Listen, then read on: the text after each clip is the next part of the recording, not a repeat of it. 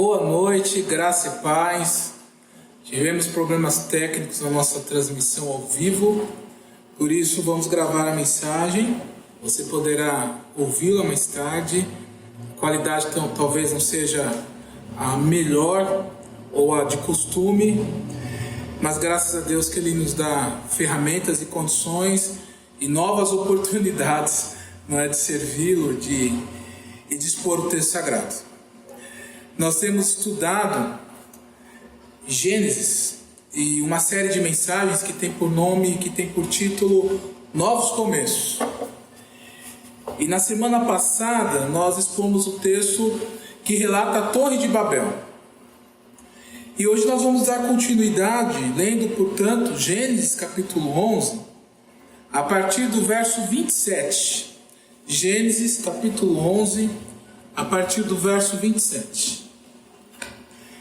Se possível, onde você estiver, abra a palavra de Deus no texto sagrado, para você poder acompanhar atentamente a leitura.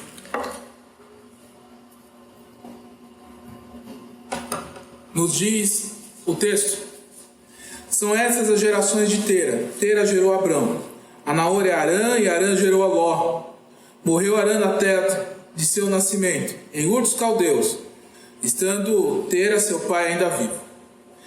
Abraão e Naor tomaram para si mulheres, e de Abraão chamava-se Sara, e de Naor Milca, filha de Arã, que foi pai de Milca e de Iscar. Sarai era estéril, não tinha filhos. Tomou Tera Abrão seu filho, e a Ló, filho de Arã, filho de seu filho, e a Sarai sua nora, mulher de seu filho Abrão, e saiu com eles de Ur dos Caldeus para ir à terra de Canaã. Foram até Arã, onde ficaram. E havendo Tera vivido 205 anos ao todo, morreu em Arã. Ora, disse o Senhor a Abrão: sai da tua terra, da tua parentela e da casa de teu pai, e vai para a terra que te mostrarei. De ti farei uma grande nação, e te abençoarei, e te engrandecerei o nome, se tu uma bênção. Abençoarei os que te abençoarem, amaldiçoarei os que te amaldiçoarem, e em ti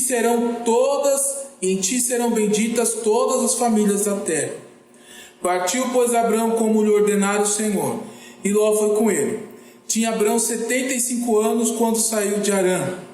Levou Abrão consigo a Sarai, sua mulher, e a Ló, filho de seu irmão, e todos os bens que haviam adquirido, e as pessoas que lhe acresceram em Arã. Partiram para a terra de Canaã e lá chegaram. Atravessou Abrão a terra até Siquém, até o carvalho de Moré. Nesse tempo os cananeus habitavam essa terra. Apareceu o Senhor a Abrão e lhe disse: darei à tua descendência esta terra. Ali edificou Abrão um altar ao Senhor e lhe aparecera. Passando dali para o monte, a oriente de Betel, armou a sua tenda, ficando Betel ao ocidente e Ai ao oriente. Ali edificou um altar ao Senhor e invocou o nome do Senhor. Depois seguiu Abrão dali, indo sempre para o Negueb. Oremos. Senhor, ajuda-nos, abençoa-nos, fala conosco, aceita a nossa adoração. Em nome de Jesus que nós oramos, clamando o perdão dos nossos pecados. Amém. É muito comum nós irmos às cidades e no portal dessas cidades nós encontramos uma placa dizendo assim: cidade tal é do Senhor Jesus. Existe toda uma discussão acerca disso, porque o Estado é laico. E às vezes a cidade parece não condizer com o escrito. Às vezes a cidade é desorganizada, um lixo. Mas o ponto é que nós cristãos gostamos, claro. É verdade que alguém poderia levantar-se e colocar: não, cidade de Buda, cidade de Maomé. Mas o ponto é que Satanás é o príncipe deste mundo, conforme nos ensinam as Escrituras, porque as pessoas satisfazem o seu desejo. Boa parte do mundo em que nós vivemos contraria os princípios bíblicos, abandona os princípios bíblicos e preferem fazer a vontade da carne e a vontade do diabo. Mas, apesar disso, nós não podemos esquecer que o Senhor é o Criador dos céus e da terra. E o Senhor nos deu esta terra para que ela seja reivindicada para o seu reino. Repito, o Senhor deu esta terra para reivindicá-la para o seu reino. Eu e você fomos resgatados do lamaçal do pecado para sermos sal da terra e luz do mundo, para influenciarmos o mundo em que vivemos. É interessante observarmos como cidades como Genebra, até hoje, é o que é por influência do Evangelho, considerando que João Calvino desempenhou um ministério tão relevante naquela cidade suíça. O ponto é que o mundo é do Senhor Jesus. Esse é o título da mensagem. O mundo é do Senhor Jesus. E você, que teve um encontro com Ele, foi chamado para reivindicar esta terra, reivindicar este lugar e instaurar neste lugar o reino de Deus. Aquilo que na teologia nós chamamos de atenção do já e ainda não. Porque o reino do Senhor será perfeitamente instaurado naquele tempo que nós chamamos de eternidade. Mas, num certo sentido, ele já é instaurado à medida que nós, seus filhos, fazemos a sua vontade. Vivemos em conformidade com o Evangelho. Bom, para nós entendermos o que significa reivindicarmos este lugar, esta terra, este mundo para o Senhor Jesus, eu vou destacar algumas palavras-chave deste texto. Primeira palavra-chave, ou nosso primeiro ponto é sair. Capítulo 12, verso 1 diz: Ora, disse o Senhor a Abrão, sai da tua terra, da tua parentela, da casa de teu pai, e vai para a terra que te mostrarei. Sai. Verso 4. Partiu, pois, Abrão, como lhe ordenara o Senhor, e Ló foi com ele. Tinha Abrão 75 anos quando saiu de Harã. Interessante, em Babel, que foi o que nós consideramos na última ocasião, o problema é que o povo queria ter o seu próprio nome exaltado, queria tornar o seu nome célebre. O Senhor havia ordenado que o povo precisava crescer, multiplicar e se espalhar e povoar a terra de gente boa, povoar a terra de gente que acreditava na promessa de que o Senhor haveria de mandar a semente da mulher que esmagaria a cabeça da serpente por todos, para todos sempre. Mas o povo não queria engrandecer o nome de Deus, e queria engrandecer o seu próprio nome. Subir numa torre com o intuito de chegar até o céu, duvidando da promessa, inclusive, de que Deus jamais destruiria novamente a terra com água. Mas é interessante que se em Babel o problema é que o homem queria engrandecer o seu próprio nome, aqui Deus quer engrandecer o nome de Abrão, dizendo que te engrandecerei o nome, capítulo 12, verso 2. Isso implica ou significa dizer que Abrão seria honrado para que o nome do Senhor fosse exaltado através dele e para que as nações fossem abençoadas através daquele homem chamado Abrão. Interessante porque Abrão precisava sair do Ur dos Caldeus, que era a Babilônia ou Babel. Abrão estava saindo exatamente daquele lugar onde o povo desobedeceu o Senhor. E Babel ou Babilônia é o atual Iraque. Olha que interessante. Aliás, o paraíso, o Jardim do Éden, ele possivelmente foi na região do Iraque, de forma mais específica no Golfo Pérsico. Você que acompanhou a guerra do Golfo Pérsico em 90, e você ligava a TV e via aqueles mísseis de tudo quanto era lado, parecia aqueles joguinhos de videogame antigos, Atari, lembra? Então aquele lugar de guerra, aquele lugar de morte, foi o lugar onde o Senhor estabeleceu uma comunhão com Adão e Eva. Um lugar perfeito e maravilhoso que o pecado destruiu. Babilônia, o lugar onde o povo se rebelou contra a ordem divina de encher a terra. Era o lugar de onde Abraão estava saindo. E ele precisava romper com tudo aquilo. Agora a pergunta é: com o juízo de Deus misturando as línguas lá em Babel, impedindo que o povo construísse uma torre e deixasse de se espalhar? Será que o Senhor estava abortando a ideia de estabelecer o seu reino na terra? Será? Certamente que não. Porque depois do relato de Babel, o narrador apresenta a história da família de Sem. O texto, Gênesis capítulo 11, a partir do 27, fala de Sem.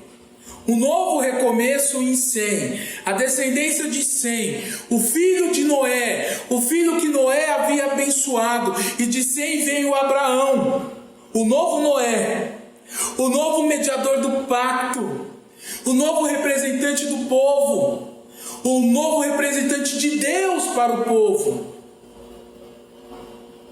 O Senhor dando uma nova oportunidade. A palavra que chamou o mundo à existência lá em Gênesis 1 é a mesma palavra que chama agora Abrão para restabelecer o reino de Deus no mundo, para influenciar o mundo. Mas Abrão tinha que romper completamente com o seu passado. E que difícil, não? Uma das coisas mais difíceis é nós deixarmos de fazer a nossa vontade. Não é verdade? Como dói. Porque eu tenho dito constantemente que nós levantamos no nosso coração um ídolo que somos nós mesmos.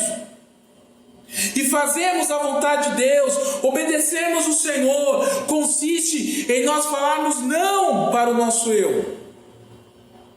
E repetimos a palavra do apóstolo Paulo quando disse: agora não sou eu mais quem vive, mas Cristo vive em mim, em Gálatas 2:20. Como é difícil isso!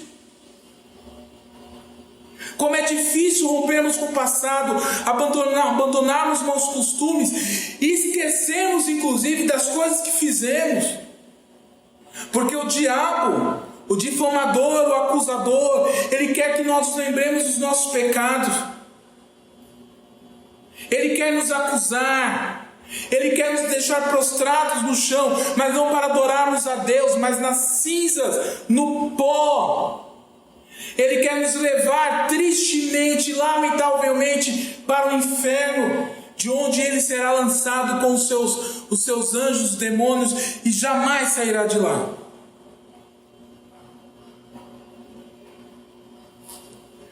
Abraão precisaria abandonar sua própria identidade.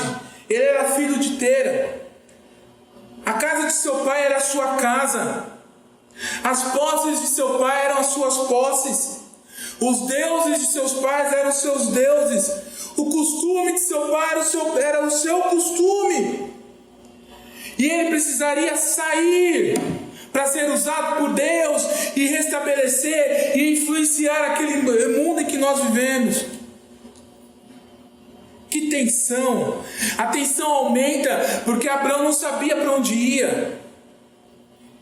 Ele não ia para Escócia, para o Canadá. Ele não sabia para onde ia. Ele simplesmente precisaria obedecer cegamente. E aí nós encontramos a segunda palavra-chave, que é bênção. Nós encontramos a ideia de bênção 7 vezes aqui neste texto.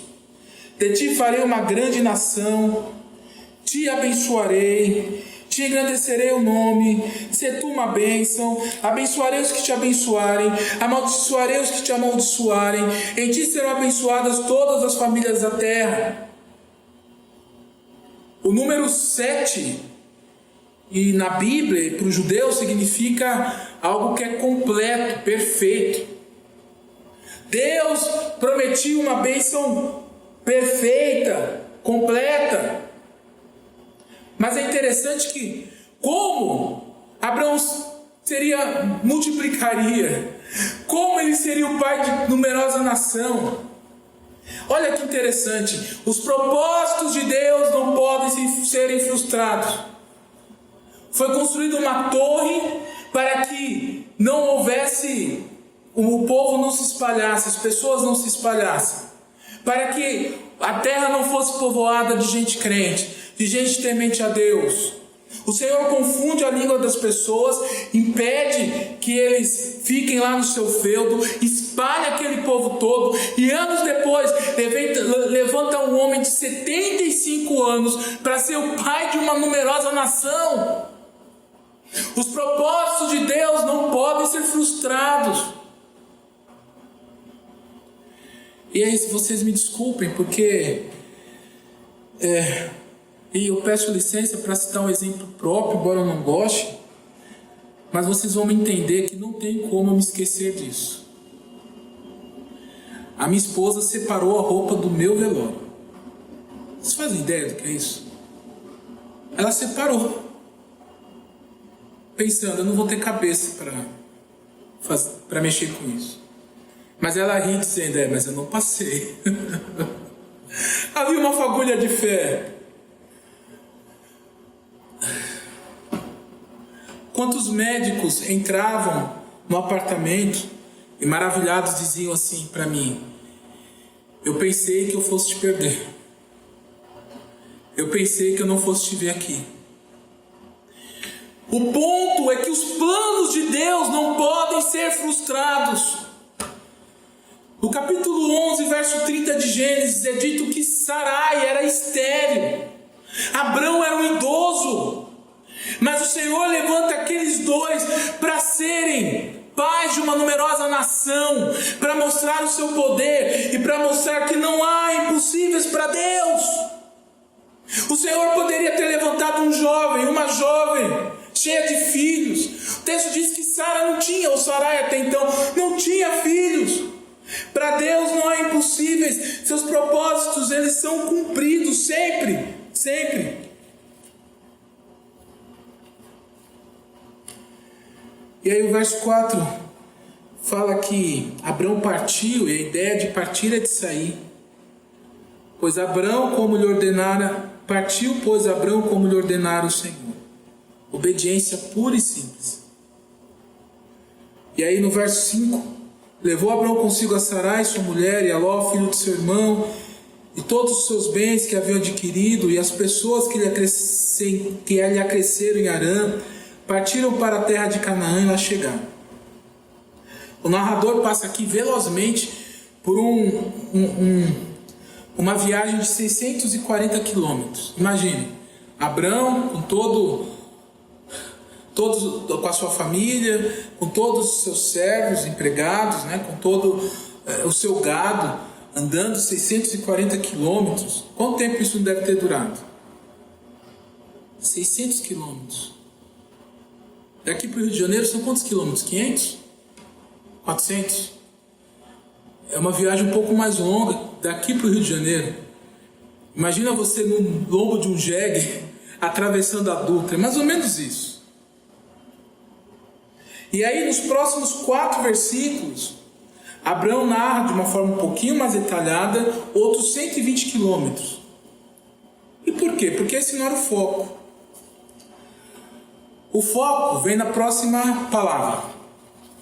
Saiu, bênção, nós vimos, e agora terra é a próxima palavra. A ênfase estava na terra e não na viagem propriamente. A ênfase estava no lugar que eles iam chegar, na terra que o Senhor havia prometido.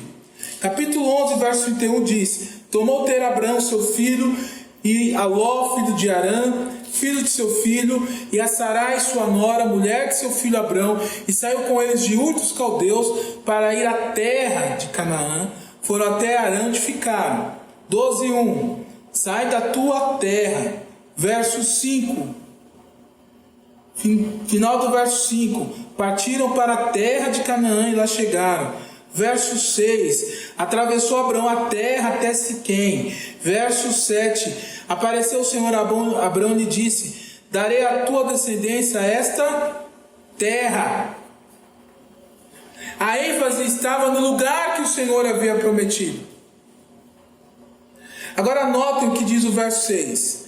Atravessou Abrão a terra até Siquém, até o carvalho de Moré. Nesse tempo os cananeus habitavam essa terra. O Carvalho de Moré era um local sagrado onde os cananeus adoravam seus deuses pagãos. Eu não sei o que você faz quando está diante de macumba. Você passa numa encruzilhada, vê lá, não é?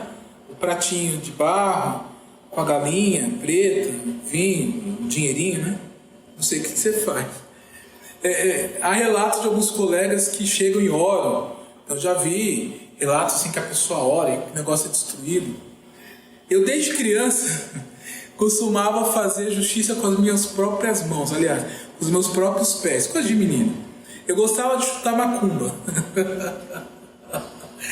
E os meus amigos, né, ficavam assustados, né? Eu falava, não acontece nada. Aí lá, chutava lá macumba, né? Esse lugar aqui, o Carvalho de Moré, era um lugar onde altares eram levantados para os deuses cananeus. Os cananeus que tinham sido amaldiçoados por Noé. Só que aquele lugar que havia sido amaldiçoado por Noé e que se levantava, ou que levantava-se altares para outros deuses, não era dos cananeus, era do Senhor Jesus. Cada palmo deste lugar, desta terra, é do Senhor Jesus. Então no verso 7, o Senhor deixa claro a Abraão: darei à tua descendência esta terra, eu darei a tua semente. A palavra aqui traduzida por descendência é a mesma palavra que é traduzida por semente lá em Gênesis capítulo 3, verso 15, quando fala da semente da mulher que esmagaria a semente da serpente. Quem é essa semente? Quem é esse descendente? Jesus. Porque a grande questão é que, embora Abraão se levante para reivindicar a terra, e ele te chame para reivindicar a terra para o Senhor, e o Senhor te chame para reivindicar a terra para o Senhor, para ele, há alguém maior que virá, e aliás que veio para reivindicar este lugar para ele, e que voltará para tomar posse de uma vez por todas. E é por isso então que nós vamos para a nossa última palavra, que é edificou. A reação de Abraão diante daquela promessa, ou diante daquele lugar, foi edificar altares. Verso 7: apareceu o Senhor a Abraão e lhe disse: darei a tua descendência a esta terra. E ali edificou Abraão um altar ao Senhor que lhe aparecera. E aí o verso 9: depois seguiu Abraão dali indo para o Negueb. Antes um pouco, verso 8: passando dali para o monte oriente de Betel, armou a sua tenda, ficando Betel ocidente e Ai oriente. Ali edificou um altar ao Senhor e invocou o nome do Senhor. Abraão saiu levantando altares para o Senhor.